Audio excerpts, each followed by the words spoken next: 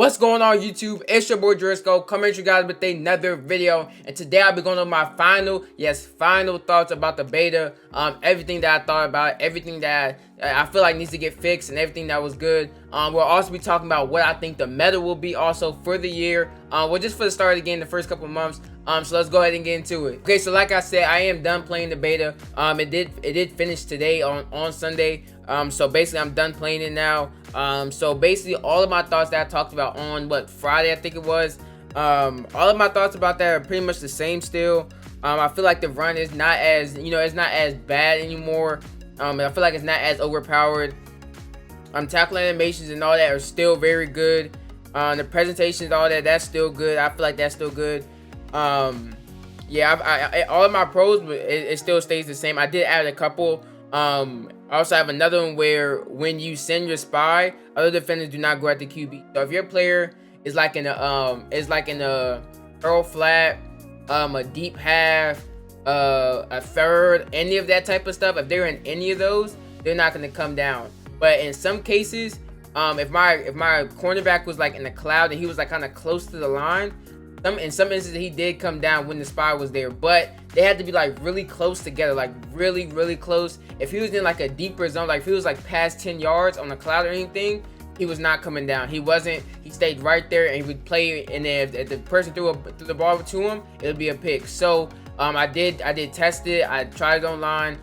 It works. It definitely does work. Your cornerback doesn't come down as frequently as in Madden 20 and Madden 19 and stuff like that. So that's a definite plus. And just another thing, that speed definitely does matter still. Speed is a huge thing.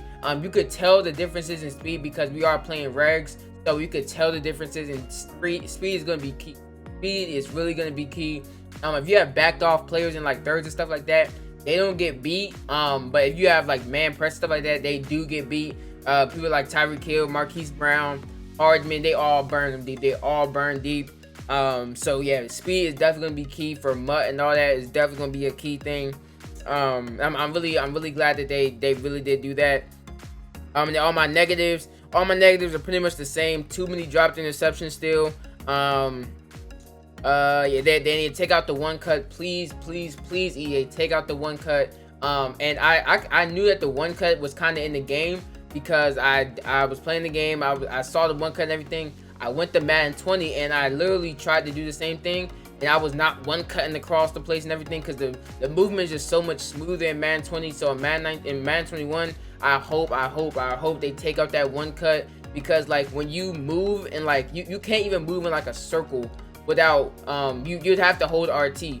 But if you want to like kind of like jog in a circle, you can't do that without, if you don't hold RT, you can't like run in a circle. You're gonna like hop step around in the circle. In Madden 20, I tried in the practice mode. You can do that. You could just do this. You run the circle like nothing. But Madden 21 is all messed up. So hopefully they do fix that before the game comes out, because y'all gonna notice. I'm trying to tell you, people are gonna notice it. Because it makes you just take unnecessary steps and stuff. Yeah, the throw on the run, that needs to get fixed, where you can't throw past 40 yards. They need to fix that. Patrick Mahomes, he has 96 throw power, and he could throw about 45 yards on the run, but he should be able to throw farther. He should be able to throw at least like 60 yards at least on the run.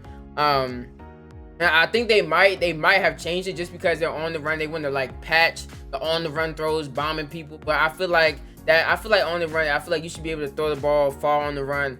But in the pocket, it's just fine. You could throw the ball like really far, but just on the run, it's a problem.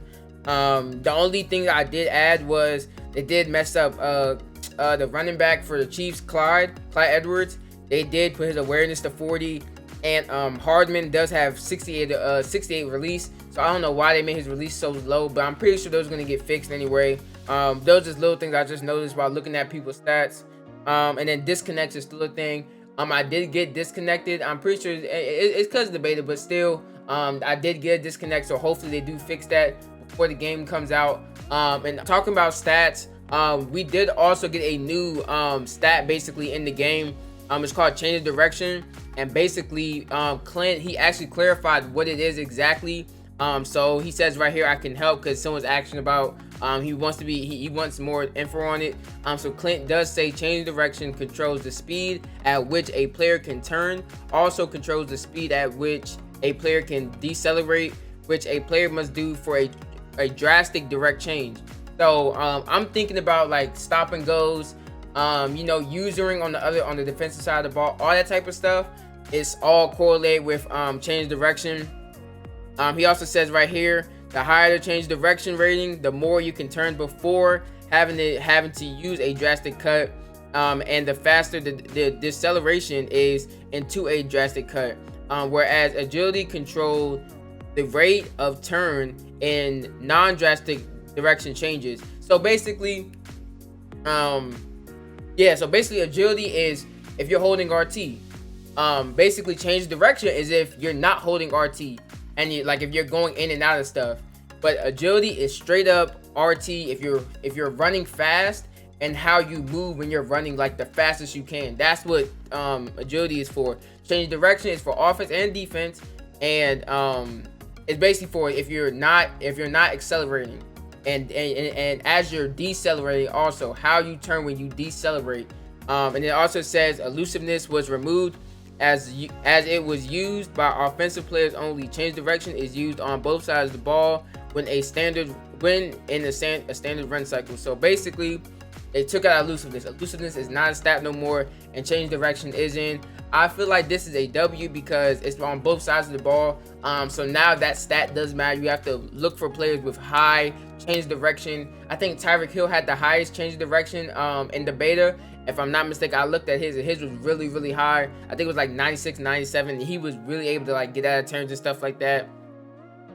So I feel like change direction is a definite W. I'm glad he kind of clarified on, because some people were kind of confused on it between this and agility. So basically, change direction is whenever you're not running fast, whenever you're not holding RT, and when you're decelerating. And elusiveness and not elusiveness, agility is when it's not a drastic direction change. So whenever you're holding RT and you're trying to change directions, it's not so drastic.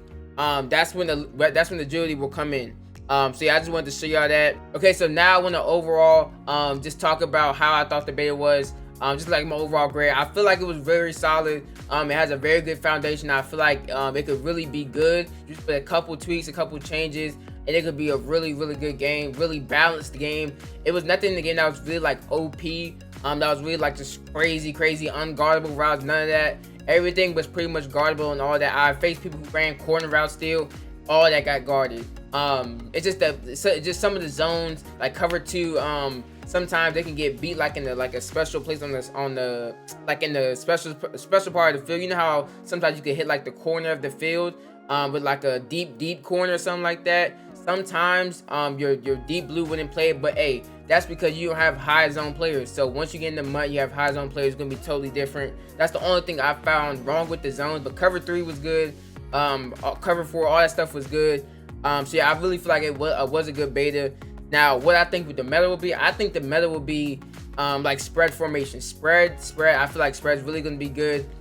Trips is gonna be good too. I feel like tight formation and like bunch is not gonna be as the move, because you're gonna get good blocking from any formation. You're gonna get good blocking from any formation.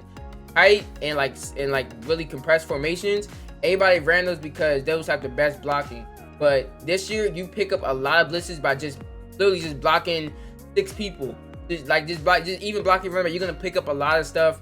And if they're sending 7 at you, just moving that tight end. And if you have those receivers spread out with how fast you can throw the ball, it's really gonna be good. Like really, really good. A lot of my play stuff was from spread because I just feel like it was really good. The spacing's really good also. So I do feel like the meta will be spread formations. I also feel like the meta will be running with your QB.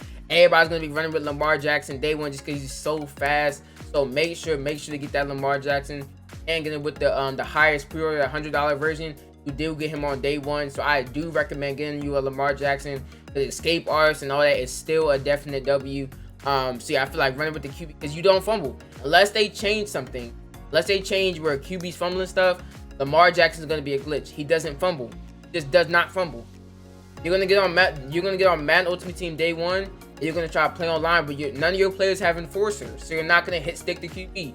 Everybody's gonna have Lamar Jackson running around 90-something speed, and he's just gonna go crazy because nobody's gonna hit him.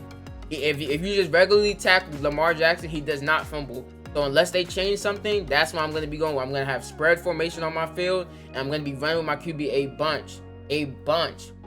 Better have a fast spot, because the QBs are the Lamar Jackson going to be super fast. So even if someone has a spot out there, you can spin them out. You can outrun them sometimes, because Lamar Jackson's going to be so fast. So I feel like that's what the meta will be.